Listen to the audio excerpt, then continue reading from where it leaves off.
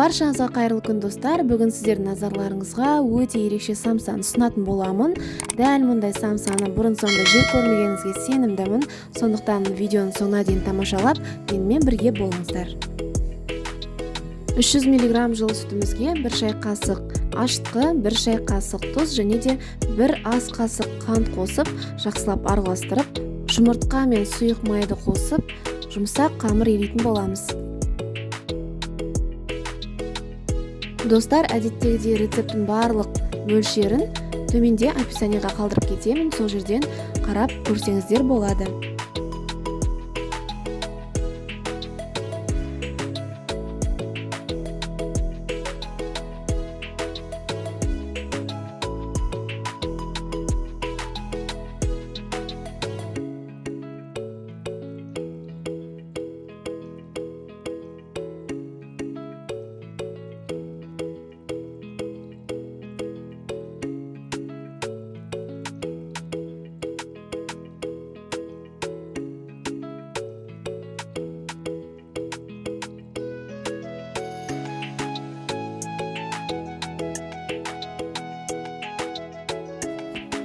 Міне осындай қамырымыз жұмсақ болу керек. Енді осы қамырымызды 30 минутқа тындыруға қойып қоямыз. Біздің қамырымыз дайын болам дегенше салмасын дайындайтын боламыз. Табаның түбінен ғана сұйық май құйып, оған тартылған етті салып, жақсылап қуырып аламыз.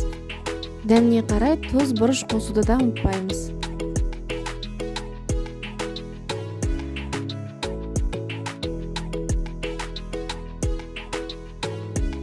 Жарты сағат уақыт өткеннен кейін қамырымызды алып, бірнеше кішірек формаларға бөліп домалақтаймыз және оның бетін тағы да жауып, 10 минутқа қойып қоямыз.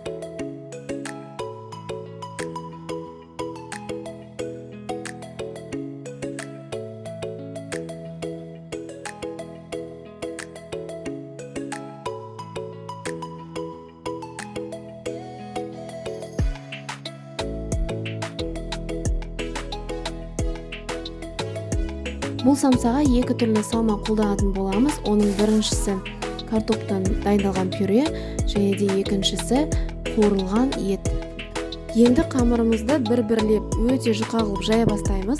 Қамырды жаю барысында мүлдем ұн қолданбаймыз, оның орнына крахмалды қолданатын боламыз. Қамырыңыз қаншалықты жұқа жайылса, самсаңыз соншалықты әдемі болып шығады. Сол үшін міндетті түрде қамырды максималды түрде жұқа жаюға тырысыңыз.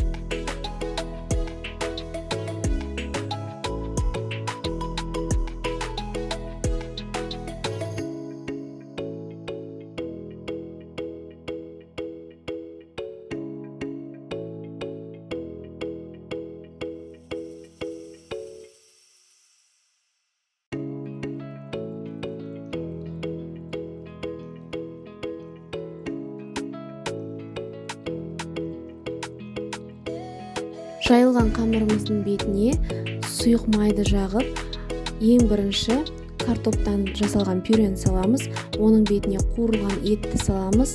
Содан кейін дәл видеода көрсетілгендей қамырдың шетін қолымызға жинақтап, астынан ұстап айналдырамыз. Қалған бетіндегі артылған қамырды самсаның астына жібереміз.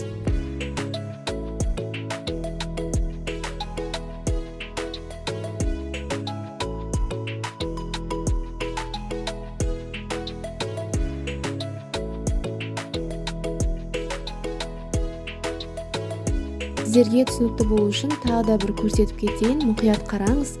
Бұл самсаның ерекшелігі, сіз оны түйіп әуре болмайсыз және де соған қарамастан самсаның бетіндегі өрнегі өте ерекше, піскен кезде гүл тәріздес әдемі болып шығады.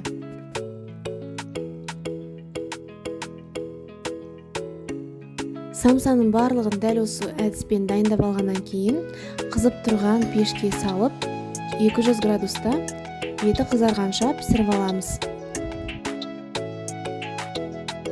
Міне достар, осымен біздің ерекше самсамыз дайын.